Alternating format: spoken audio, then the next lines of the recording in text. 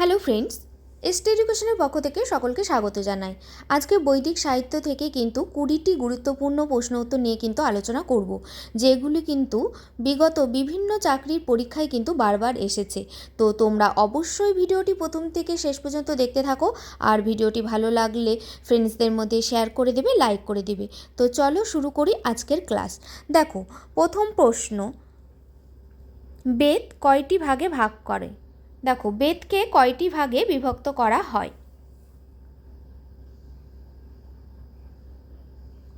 এখানে question number 1-এ বলা হয়েছে বেদ কয়টি ভাগে বিভক্ত।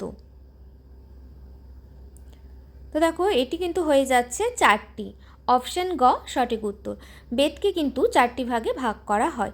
চলো নেক্সট কোশ্চেন দেখে নিই। Question number 2। কোশ্চেন নাম্বার 2, ঋগ্বেদে মোট কয়টি সূক্ত রয়েছে?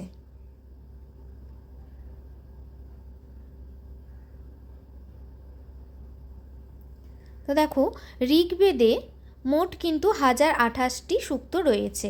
অপশান খ সঠিক উত্তর, অপশান খ। চলো নেক্সট কোশ্চেনটি দেখে নিই। কোশ্চেন নাম্বার 3, বেদাঙ্গের মধ্যে কোনটি ভাষার শুদ্ধতা নিয়ে আলোচনা করে?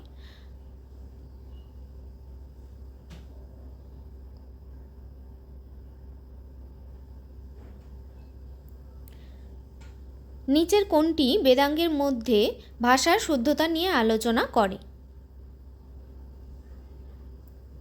সঠিক উত্তর, অপশান ক শিক্ষা। শিক্ষা কিন্তু বেদাঙ্গের মধ্যে শিক্ষাই হলো একমাত্র যেটি কিন্তু ভাষার শুদ্ধতা নিয়ে আলোচনা করে। চলো নেক্সট কোশ্চেন দেখে নিচ্ছি। কোশ্চেন নাম্বার 4,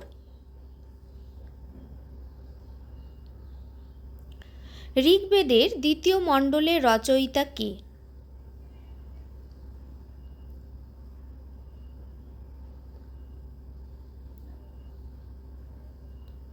ঋগ্বেদের দ্বিতীয় মণ্ডলের রচয়িতা হলেন ঋষি ভরদ্বাজ। অপশান খ সঠিক উত্তর, অপশান খ ঋষি ভরদ্বাজ। চলো নেক্সট কোশ্চেন দেখে নিচ্ছি।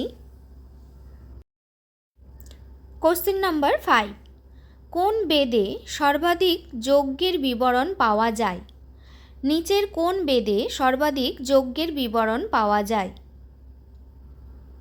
এই কোশ্চেনগুলো কিন্তু বিভিন্ন সরকারি চাকরির পরীক্ষায় কিন্তু বারবার এসেছে। তো তোমরা অবশ্যই কিন্তু এগুলো খাতাতে নোট করে রাখবে।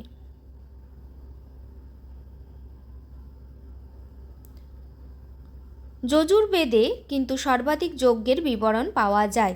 তো সঠিক উত্তর হয়ে গেল অপশান খ যজুর্বেদ। চলো নেক্সট কোশ্চেন দেখে নিই। কোশ্চেন নাম্বার 6, ঋগ্বেদের প্রধান দেবতা কারা ছিলেন?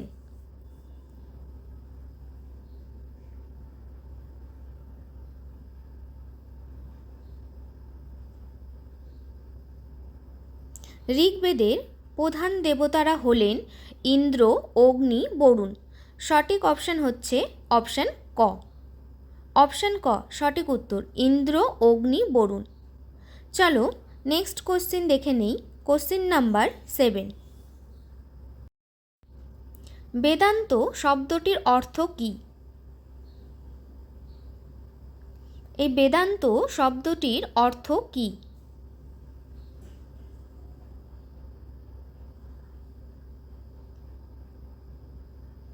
দেখো, বেদান্ত শব্দটির অর্থ হলো বেদের শেষ ভাগ। বেদের শেষ ভাগ। অপশান খ সঠিক উত্তর, অপশান খ বেদের শেষ ভাগ। চলো নেক্সট কোশ্চেন দেখে নেই। কোশ্চেন নাম্বার 8, বেদের কোন অংশে সঙ্গীত ও ছন্দের উপর জোর দেওয়া হয়?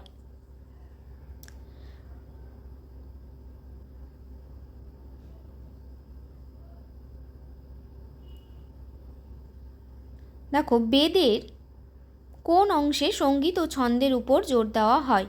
তো এর সঠিক উত্তর হয়ে যাচ্ছে অপশান গ সামবেদ। সামবেদে কিন্তু সঙ্গীত ও ছন্দের উপর জোর দেওয়া হয়। চলো নেক্সট কোশ্চেন দেখে নিই। কোশ্চেন নাম্বার 9, মহাভারতের লেখক কে ছিলেন?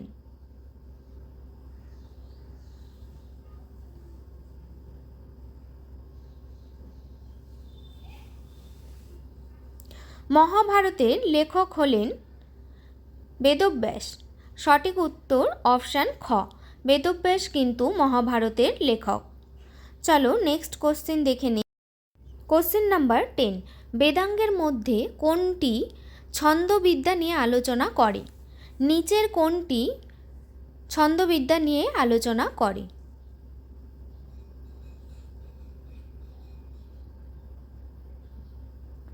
দেখো, ছন্দ কিন্তু ছন্দবিদ্যা নিয়ে আলোচনা করে। তো সঠিক উত্তর এখানে হয়ে যাচ্ছে অপশান খ, ছন্দ। চলো নেক্সট কোশ্চেন দেখে নেই। কোশ্চেন নাম্বার 11, ঋগ্বেদের প্রথম মণ্ডলের প্রধান দেবতা কে? নিচের কে ঋগ্বেদের প্রথম মণ্ডলের প্রধান দেবতা?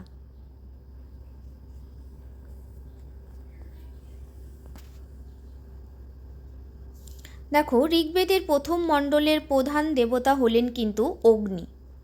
সঠিক উত্তর অপশান ক, অগ্নি। চলো পরবর্তী কোশ্চেনটি দেখে নিই। কোশ্চেন নাম্বার 12,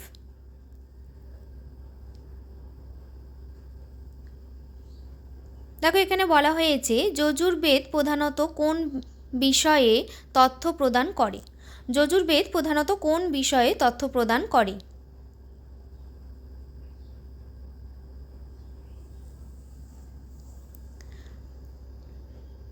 যজুর্বেদ প্রধানত যজ্ঞবিধি এই বিষয়টির উপর কিন্তু তথ্য প্রদান করে থাকেন। তাহলে সঠিক উত্তর হয়ে যাচ্ছে অপশান খ, যজ্ঞবিধি। তো চলো নেক্সট কোশ্চেন দেখে নেই।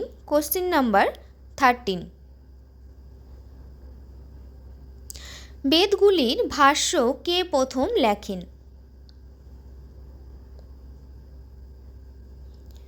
বেদের ভাষ্য কে প্রথম লেখেন? দেখো, বেদের প্রথম ভাষ্য কিন্তু লিখেছিলেন শঙ্করাচার্য। তো সঠিক উত্তর হয়ে যাচ্ছে অপশান ক, শঙ্করাচার্য। চলো পরবর্তী কোশ্চেনটা দেখে নেই। কোশ্চেন নাম্বার 14, অথর্ববেদে প্রধানত কোন বিষয়গুলি আলোচিত হয়েছে? অথর্ববেদে প্রধানত কোন বিষয়গুলি আলোচিত হয়েছে? নিচের কোন বিষয়টি আলোচিত হয়েছে?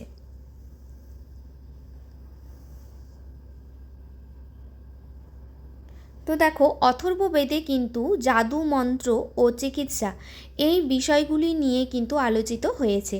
তো সঠিক উত্তর হয়ে যাচ্ছে অপশান ক। চলো নেক্সট কোশ্চেন দেখে নেই। কোশ্চেন নাম্বার 15, ঋগ্বেদে সর্বাধিক সূক্ত কার উদ্দেশ্যে নিবেদিত? নিচের কোন দেবতার উদ্দেশ্যে ঋগ্বেদের সর্বাধিক সূক্তগুলো নিবেদিত করা হয়েছে?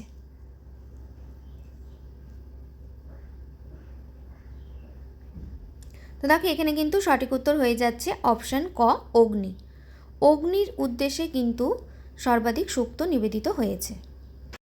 চলো নেক্সট কোশ্চেন দেখে নেই। কোশ্চেন নাম্বার 16, বেদাঙ্গগুলির মধ্যে কোনটি বেদের শব্দ ও শব্দের অর্থ নিয়ে আলোচনা করে?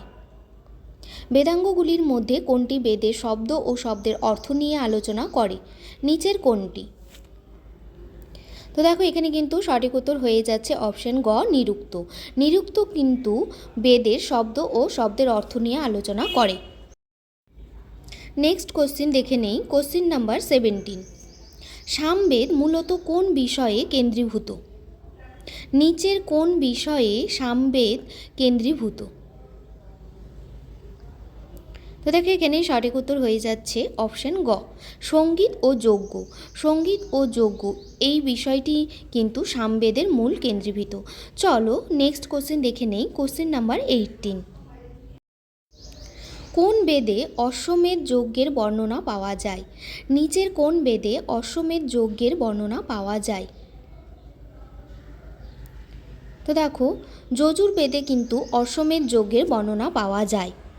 সঠিক উত্তর অপশান খ, যজুর্বেদ। চলো পরবর্তী কোশ্চেন দেখে নেই। কোশ্চেন নাম্বার 19, উপনিষদ কোন সাহিত্য শ্রেণীর অন্তর্ভুক্ত?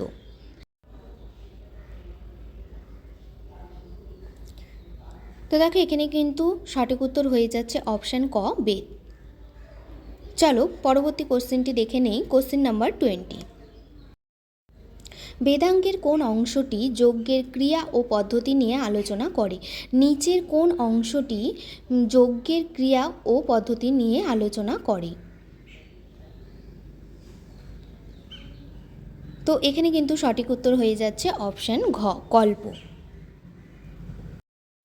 আজকের ক্লাসটি এখানেই শেষ করছি। ক্লাসটি তোমাদের কেমন লাগলো অবশ্যই কমেন্টস করে জানাবে। এর পরবর্তী পর্ব নিয়ে আবারও চলে আসব। সবাই ভালো থাকবে, সুস্থ থাকবে, আর হ্যাঁ, অবশ্যই জুড়ে থাকবে আমাদের সাথে। Thank you so much.